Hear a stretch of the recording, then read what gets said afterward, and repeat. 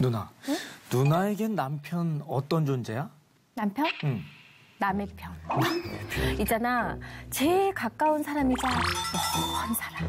왜? 왜 그렇게 생각해? 아니, 나를 제일 잘 아는 것 같은데, 세상에서. 근데 야, 어떨 때 보면 나를 이렇게도 모르나 그런 생각 들거든. 야, 아내들은 다 이렇게 생각하는구나. 야, 아휴. 남편이 있잖아.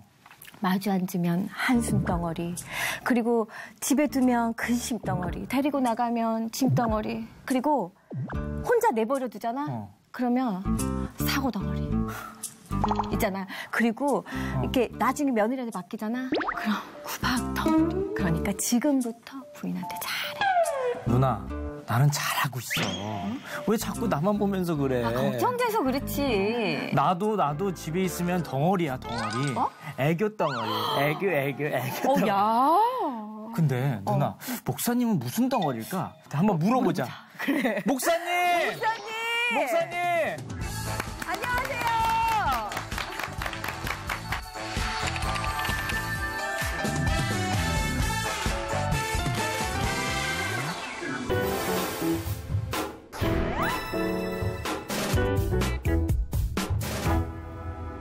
오늘은 이제 그 세상이 감당치 못하는 인물 가운데에서 리브가라고 하는 분을 같이 공부를 하려고 합니다. 이 리브가는 여러분이 이제 뭐 여기 앉아 계신 분들이 다 신앙생활에서 어느 정도 연륜이 있는 분들이고 또 우리 강주 씨나 성현 씨도 아시겠지만 이 리브가는 이삭의 아내이고 아브라함의 며느리입니다. 근데 이제 이 아브라함이 100세의 아들 이삭을 얻지 않습니까? 창세기 12장에 보면 하나님이 이제 아브라함에게 약속을 하세요. 하늘의 별, 바다의 모래와 같이 너희 민족을 번성케 하겠다. 내 이름을 창대케 하겠다. 내가 복의 복이 되게 하겠다. 복의 근원이 되게 하겠다. 이렇게 말씀을 하셨는데 이 아브라함이 아무리 기다려도 뭐 하늘의 별은커녕 뭐 한 명도 없는 거죠, 아들이. 그래서 조바심을 치는 중에 얻은 아들이 이삭이기 때문에 이 이삭에게 며느리를 얻는다고 하는 일은 굉장히, 그러니까 이삭에게는 아내지만 아브라함에게는 며느리죠. 얻는다는 게 굉장히 중요한 일이었습니다. 네. 그래서 이 아브라함이 자기의 가장 충직한 믿음의 종을 이제 보내서 자기 고향으로 보내죠. 그래서 이제 이삭의 아내를 얻게 한다라고 하는 장면이 나오는데 그 이삭의 아내를 얻을 때가 시점이 어느 때냐면 아브라함의 아내인 사라가 세상을 막 떠났을 때였어요. 그러니까 가정의 안주인이 이제 공백 상태인 거죠. 그래서 아브라함 입장에서는 아내가 세상을 떠났고 이삭 입장에서는 어머니가 세상을 떠난 상황에서 이제 안주인인 이삭의 아내를 구하게 돼서 자기가 가장 믿음직스럽게 생각하는 엘리에셀이라고 하는 충직한 종을 자기 고향인 메소포타미아로 보내서 며느리감을 구해오게 합니다. 근데 며느리감을 구해오기 위해서 이제 이 충직한 종 엘리에셀을 그 멀리 자기 고향으로 보내는 이유가 있었어요. 왜냐하면 아브라함이 살고 있는 그 지역의 여성들이 우상 숭배에 쩔어 있었고 또 방탕하고 탐심이 가득한 이런 문화에 젖어서 살았기 때문에 그런 여자를 안주인으로 이삭의 아내로 받아들이기에는 무리가 있지 않겠는가 이렇게 생각을 해서 이제 고향인 메소포타미아로 충직한 종 엘리에셀을 보내게 됩니다. 근데 이렇게 멀리 보내는 이유에 대해서 우리는 한번 생각해 볼 필요가 있는 것이 신앙생활을 하는 가정에서 배우자를 만나는 일, 며느리를, 사위를 얻는 일, 이런 일은 이게 이런 육체적인 그리고 이 가족끼리의 결합뿐만 아니라 영적인 결합이 이루어지는 일이기 때문에 이것은 신앙적으로 어떤 공감이 형성되어야 됩니다. 물론 그렇지 않은 경우들도 있어요. 저희 집사람의 그 이모님이 결혼할 때 안 믿는 남자분하고 결혼을 했는데 나중에 나이 들어서 보니까 이 안 믿는 남자분, 그러니까 이모부가 되죠. 이모부가 더 신앙생활을 열심히 하고 이렇게 바뀌는 경우들도 물론 있습니다. 그런데 그런 경우가 예외적인 경우도 있긴 하지만 일단 그런 과정에서 얼마나 많은 어려움이 있었겠어요. 종교적으로, 영적으로 이렇게 화합하고 공유하고 같이 마음을 합하는 일이 쉽지 않은 일이기 때문에 아브라함은 그걸 알고 그래도 도덕적으로나 또 윤리적으로 또 그리고 가정 형편이 원만한 그런 가정에서 며느리를 얻기를 원했다라고 하는 겁니다. 그래서 대를 이어서 그 가문이 메시아의 대를 잇는 그런 하나님의 선택한 섭리의 가정이 될 수 있었던 것 같은데 이렇게 지시를 따라서 이제 엘리에셀이 이제 낙타 10마리를 가지고 이제 선물이죠. 지참금이라고 하는 건데 우리나라는 이렇게 남자들이 결혼할 때 지참금 없죠? 있지 않나요? 예전에는 집을 남편이 해야 하는데 요즘 집값이 너무 비싸니까 저희가 다 할 수가 없습니다. 그렇죠. 예. 저는 이 집값 때문에 이 네. 집을 구하지 못해서 결혼하지 못하는 네, 젊은 그런 사람들도 사람 많다고 생각해요. 제 주변에도. 네, 그래요. 그래서 저희 교회 주변에도 보니까 젊은 청년들이 결혼을 하려고 하는데 집을 이 근처에다 얻어야 되는데 집값이 너무 비싸서 얻지 못하고 결혼을 미루는 네. 그게 참 불행한 일이라고 생각을 해요. 결혼은 두 사람이 만남과 또 하나님의 섭리 가운데 이루어지는 가정을 꾸리는 일이기 때문에 이게 말하자면 옵션이 아닌 거예요. 옵션이 아니고 서로의 마음과 또 모든 이 관계가 이렇게 어우러지는 이런 조합을 이루는 이런 것이 결혼이기 때문에 참 결혼은 어렵고 힘든 일입니다. 그러나 또 행복한 일이기도 해요. 이제 그런데 이제 이 며느리감을 구하러 이제 엘리에셀이 이제 나섰는데 사실 막막하죠. 뭐 누구한테 소개를 받거나 누가 있다고 해서 뭐 사진을 들고 가는 게 아니고 그냥 고향으로 찾아가서 거기서 이제 며느리감을 구해가지고 와야 되니까 이게 막막한 일입니다. 뭐 요즘처럼 결혼 정보 회사가 있다든지 아니면 누가 인폼을 줘가지고 그런 아가씨가 있다더라 한번 만나보자 이래서 가는 게 아니거든요. 그냥 무작정 찾아가는 무작정 가는 거죠. 그러니까 이 엘리에셀이 사실은 그 길을 떠나면서 할 수 있는 일은 하나밖에 없잖아요. 하나님 의지하고 기도하는 일밖에 없는 거죠. 그러니까 이 길은 하나님 의지하고 간 길이었다라고 밖에 말할 수가 없는 겁니다. 창세기 24장 40절 말씀에 보면 이렇게 돼 있어요. 주인이 내게 이르되 내가 섬기는 여호와께서 그의 사자를 너와 함께 보내어 내게 평탄한 길을 주시리니 너는 내 족속 중에 내 아버지 집에서 내 아들을 위하여 아내를 택할 것이니라 이렇게 이야기를 하고 있습니다. 그러니까 엘리에셀도 믿음으로 간 거죠. 그래서 결국 하나님의 뜻을 따라 적절한 장소에서 적절한 사람을 이제 만나게 되는데 그 만난 사람이 바로 리브가입니다.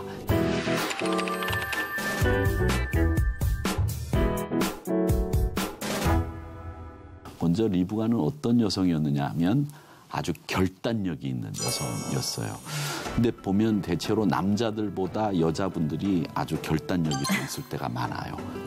이 아브라함의 종인 이 엘리에셀이 이제 리브가의 오빠들을 만납니다. 이제 리브가를 우리의 주인이신 아브라함의 며느리로 내가 섬기고 있는 아브라함의 아들인 이삭의 아내로 모시고 가고 싶습니다. 이렇게 얘기를 하니까 이제 이 리브가는 이제 라반의 동생, 이렇게 라반이라고 하는 사람의 여동생이면서도 이 나홀이라고 하는 사람의 손녀입니다. 이 사람을 이제 데리고 가려고 하는데 이제 그 가족들이 모였을 거 아니에요. 네. 리브가를 시집 보내야 되는데 우리가 이거 어떻게 해야 되느냐 이제 의견을 모아서 이제 근데 아브라함은 어떤 사람이냐 신랑 뗄 자리는 어떤 사람이냐 얼굴도 모르니까 얼굴도 모르니까 그런 얘기들을 했을 거 아니에요. 그러니까 이제 리브가는 또 자기가 이제 결혼을 할 이제 남자니까 그런 얘기를 이제 이렇게 관심을 가지고 들었을 것이고 이제 그렇게 얘기를 하는데 리브가의 오라버니들이 이걸 바로 결정하지 못해요.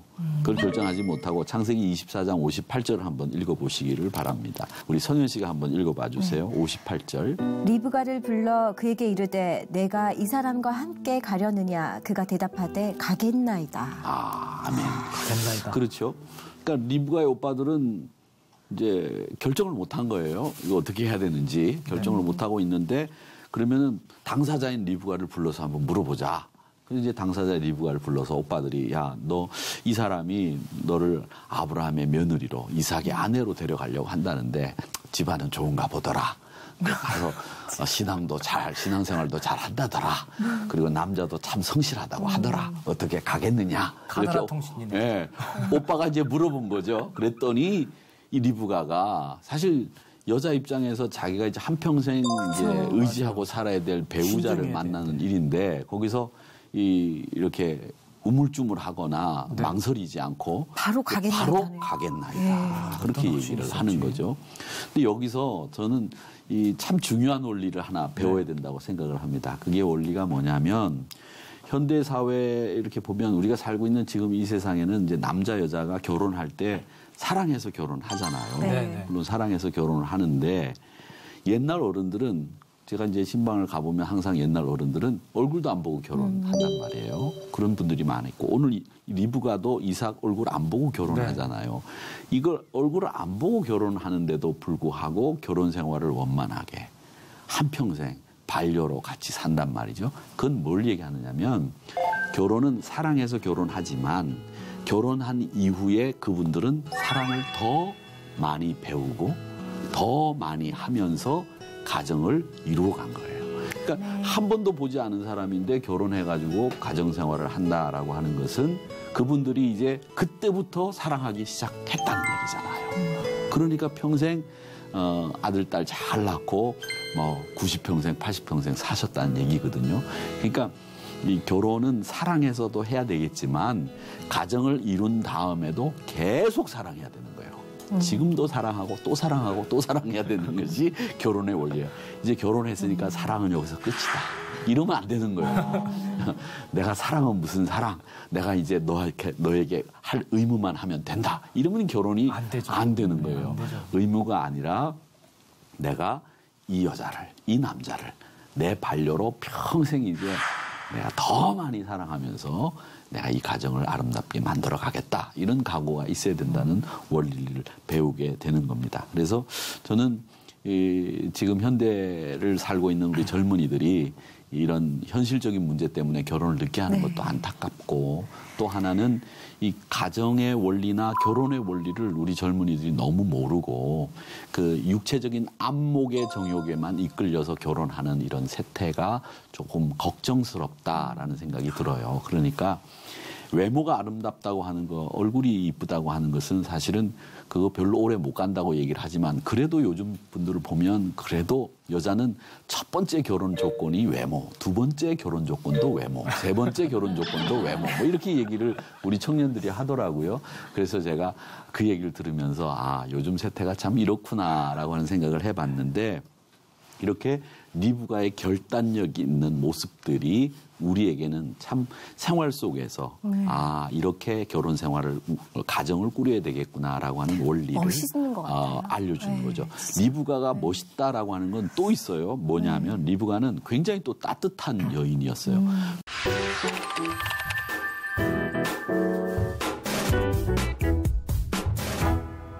이 따뜻한 게 어떤 게 따뜻하냐면 이제 그 엘리에셀이 이렇게 오니까 물을 대접하고 나그네를 숙소를 제공해주고 이걸 리브가가 앞장서서 하거든요. 그러니까 나그네를 대접할 수 있는 마음, 나그네를 향한 배려 이런 것이 있었습니다. 24장 18절 19절 말씀에 보면 그 대접하는 리브가의 따뜻한 마음이 나와 있는데 우리 강준 씨가 한번 읽어봐 주세요. 급히 그 물동이를 손에 내려 마시게 하고 마시게 하기를 다 하고 이르되 당신의 낙타를 위하여서도 물을 길러 그것도 배불리 마시게 하리이다 하고.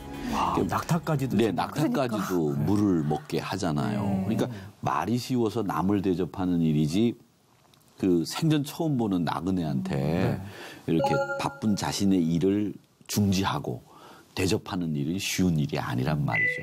요즘은 자기 시간에 쫓겨가지고 자기 일상에 바빠서 남을 대접하는 일이나 섬기는 일이 쉽지 않은 세상이지만 예전에는 뭐 안 그렇겠어요. 그런데도 자기 하는 일을 그만두고 낙타까지 물을 먹일 수 있도록 이렇게 배려하는 마음을 쓴다는 겁니다. 그러니까 우리 믿는 사람들은 제일 중요한 게 이 따뜻한 마음을 가지는 게 중요한 것 같아요. 그러면 그 따뜻한 마음을 우리가 가지고 있으면 그 진실함은 사람들이 나중에 다 알게 되잖아요. 그렇기 때문에 우리가 필요한 것이 내 필요를 채우는 일보다도 남의 필요를 채워주는 일에 더 힘을 쏟고 생각과 관심을 기울이는 일, 이게 우리 예수 믿는 사람들이 해야 될 일이 아니겠는가 이런 생각을 합니다.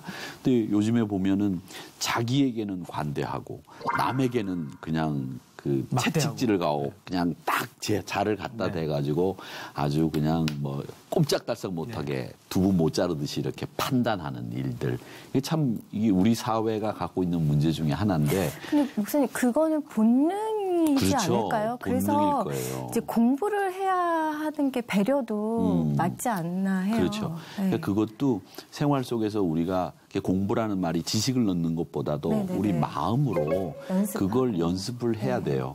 나에 대해서는 좀 관대하기보다는 나에 대해서는 좀 더 엄격하고 남에게 대해서는 좀 관대할 수 있는 이런 삶의 모습들을 만들어 가야 된다는 거죠. 근데 자기가 자기 생활에서는 아주 관대하고 남에게는 엄격한단 말이죠. 자기가 교통법규 위반하면 내가 바빠서 그런데 그걸 이해를 못하냐고 이렇게 얘기를 하고, 남이 자기 앞을 지나가면서 교통법규를 위반하면 저런 사람들이 저렇게 운전하기 때문에 우리나라 교통질서가 이 모양이라고 우리나라까지 이렇게 얘기한단 말이죠. 그러니까 이게 자기에게는 늘 관대해요. 아, 맞아요. 그리고 남에게는 엄격한 거, 이게 반대가 돼야 돼요. 근데 리브가는 그런 따뜻한 마음씨를 가지고 있었다는 겁니다.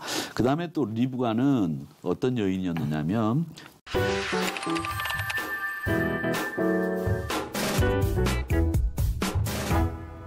창세기 24장 67절 말씀에 보면 이제 리브가가 이제 그 모습들이 나오는데, 한번 이삭이 리브가를 만난 다음의 이야기예요. 우리 성현 씨가 한번 읽어봐 주십시오. 67절입니다. 네. 24장.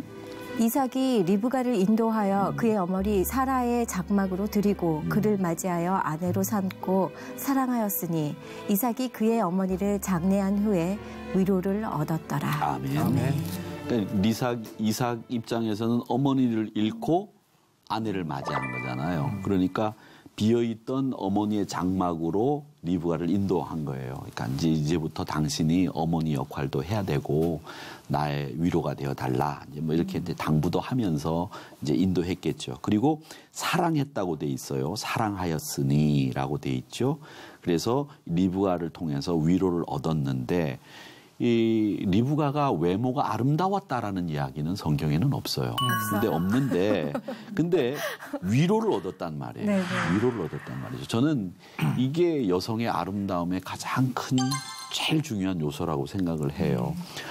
아무리 이쁘면 뭐합니까? 입에서 독설이 쏟아져 나오고 뭐 입에서 그냥 입만 열면 욕이고 뭐 이러면 그 위로 못 얻잖아요. 그 얼굴 이쁜 게 무슨 소용이 있겠어요. 맞아요. 얼굴도 이쁜데 남편이 힘들어서 이제 막 하루 종일 회사에서 어렵게 직장 생활하고 집에 탁 들어왔는데, 여보 힘들었지? 내가 맛있는 된장찌개 끓여놨어. 그리고 계란 후라이도 해놨어. 맛없어도 다 먹을 거야. 그리고 그 옆에 김도 있으니까 제가 제일 좋아하는 겁니다. 참고로 말씀드리면 이거 먹고 여보 힘내. 여러 걱정하지 마. 이러면서 위로를 해주면 그 남편이 그 아내를 통해서 얼마나 힘을 얻겠어요. 지금 이 자리에서 얘기하시는 것 같은데요. 어제 그러니까, 저녁이 생각나면서 반성하게 되는. 위로를 할 수 있는 아내. 이 여자가 이런 여성이 아름다운 여성이라는 거죠.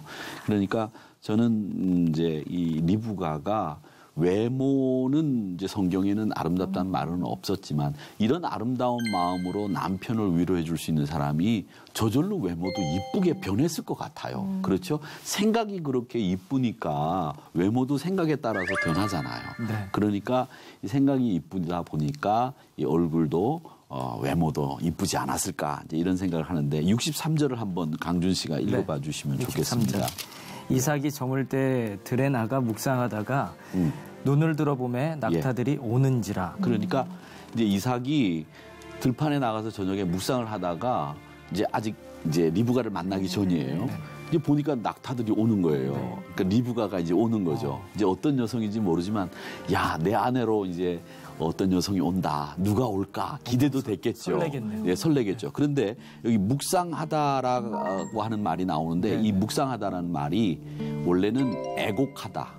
그러니까 그 어머니를 잃고 어머니 때문에 슬픈 마음을 가지고 들판에 나가서 이 이삭이 아마 기도를 했거나 하나님의 말씀을 묵상했거나 뭐 이런 신앙 행동을 했겠죠. 하고 있다가 딱 눈을 떠보니까 저기서 낙타들이 오는 거예요. 그러니까 얼마나 반가웠겠어요. 그런데 그 반가운 내용 가운데 67절 아까 우리 성현 씨가 읽었던 그 말씀에서 위로를 얻었더라. 이렇게 돼 있단 말이죠. 드라마 같네요. 예, 그러니까 아름다운 건 다른 게 아니에요. 아름다운 건 남편이 아내로부터 위로를 얻을 수 있으면 그 아내가 이 세상에서 가장 아름다운 아내, 여성이 되는 겁니다. 아멘. 그러니까 저는 결혼식 주례를 할 때 항상 그런 얘기를 해요. 아내는 남편을 세워주는 사람이 되어야 된다. 세워주는 사람이 돼야 그 아내가 진짜 아내다. 이렇게 얘기를 합니다. 물론 남편은 아내를 사랑해줘야 되겠지만 예수님이 교회를 사랑하듯 성도를 사랑하듯 그렇게 사랑해주는 남편이 돼야 되고 아내는 무조건 남편을 세워주는 사람이 돼야 돼요. 세워준다라고 하는 건 위로로, 그 다음에 권면으로, 그리고 때로는 질책도 필요하지만 그 질책이 세워주는 질책이 되어야 된다. 저는 그렇게 생각을 합니다. 그러니까 리브가가 이렇게 따뜻한 마음씨, 배려가 있는, 그리고 항상 다른 사람들과 함께 어울려서 살되 결단력 있는 그런 사람이 리브가였다라고 하는 걸 알 수 있습니다. 그러니까 리브가 얘기를 하면서 제가 항상 말씀드리지만 아브라함도 사라 말고도 하갈이라고 하는 여자를 얻었거든요. 야곱도 나중에 이제 저희들이 이렇게 살펴보겠지만 야곱도 이제 레아와 라헬 또 실바와 빌하 물론 서로 자식을 낳는 경쟁 속에서 이 여자 아내를 그러니까 4명을 얻어서 살았지만 이 리브가는 이 이삭이 다른 여자를 얻을 수 있는 여지를 주지 않았던 사람입니다. 이삭이 한눈 팔지 못하게 했던 거죠. 여러분 이거 중요한 얘기입니다. 리브가가 따뜻한 마음씨와 결단력 그리고 남을 배려하는 마음 이런 것들이 남편을 세워주면서 이삭이 평생 리브가만 바라볼 수 있도록 만들었다라고 하는 것. 고대 중근동 사회에서 돈 있고 힘 있고 이런 남자들이 그 자기가 힘 있는 거를 드러내 보이기 위해서 여자를 많이 얻는 것 이런 걸 자랑 삼기도 하거든요. 제가 1995년도에 성지순례를 처음 갔는데 이집트에 가니까 그 이집트는 아직까지도 이렇게 여성분들을 많이 아내로 얻을 수 있는 그런 사회였거든요. 근데 큰 차에다가 저희가 이렇게 투어하기 위해서 버스를 타고 지나가는데 어떤 남자가 이렇게 신호대기 딱 서 있으니까 우리를 보고 막 크락션을 울려요. 그러더니 나 보라고. 뒤에 여자들이 쫙 6명이 타고 있는데 다 내 여자라고 그래서 자랑하는 거예요. 근데 그 사회에서는 여자가 6명 있다는 건 내가 부자라는 뜻, 내가 강한 남자라는 뜻이거든요. 그러니까 보라고 내 와이프라고 다 보라고 그러면서 우리는 참 실소를 금치 않을 수 없었는데 그 사회에서는 그게 힘이었고 능력이었거든요. 그런데 이삭은 리브가만 바라보고 살았고 리브가는 이삭이 한눈 팔지 못하도록 막았던 여자였다라고 하는 겁니다. 얼마나 멋진 여자입니까? 저는 여러분들이 다 리브가 같은 여성들이 되기를 바랍니다. 아멘. 이 강의를 듣고 느낀 점이 뭐 있으세요? 어떠세요? 저는 딱 느낀 게 있었어요. 오늘 말씀은 성현 씨를 위한 말씀이 아니었나 하는 생각이 딱 듭니다. 반성했어요. 어제 제가 남편한테 한 게 있는데 리브가 정말 제 롤모델일 것 같고 왜냐하면 또 리브가가 쌍둥이 엄마죠. 네, 그러니까 맞아요. 네, 그래서 근데 제가 가지지 못한 그런 넓은 마음과 배려와 또 남편을 또 이렇게 딱 한 번에 이제 휘두를 수 있는 그런 파워. 휘두를 수 있는 그 파워만 지금 생각하는 거 아니에요? 아니 그런 넉넉하신 멋진 분이셔서 이제 롤 모델로 삼기로 했습니다. 존경합니다. 앞으로는 제가 성현 씨를 위해서 더 기도를 많이 해야 될 것 같습니다. 뭐 이미 결단력은 있는 것 같고 남편을 향한 따뜻한 마음이 더 생길 수 있도록 제가 열심히 기도하도록 하겠습니다. 감사합니다. 우리 와이프를 위해서도 많이 기도해 주십시오. 이미 따뜻한 마음이 충분하지만 저에게도 더 따뜻했으면 좋겠습니다. 자기야 사랑해. 또 큰일 난다. 늘 이대로 끝나. 이렇게 하지 않으면 잠깐만. 큰일 저도 납니다. 남편 사랑합니다. 네. 저도 얘기해야 될 것 같아요. 그 마음이 전달됐을 거예요. 리브가의 좋은 성품을 여러분 꼭 기억하시면 좋겠습니다. 축복을 위한 과감한 그녀의 결단력, 그리고 나그네를 대접할 줄 아는 배려, 그리고 어머니를 잃은 남편에게는 위로가, 또 아내를 잃은 시아버지에게도 위로와 가정의 새로운 안주인으로서의 역할을 잘 감당했던 리브가, 그 리브가를 여러분 삶에 꼭 반영해 나가시는, 그래서 여러분들도 리브가처럼 세상이 감당치 못하는 신앙의 위인들이 되시기를 주님의 이름으로 바랍니다. 감사합니다. 여기까지입니다. 고맙습니다. 감사합니다. 감사합니다.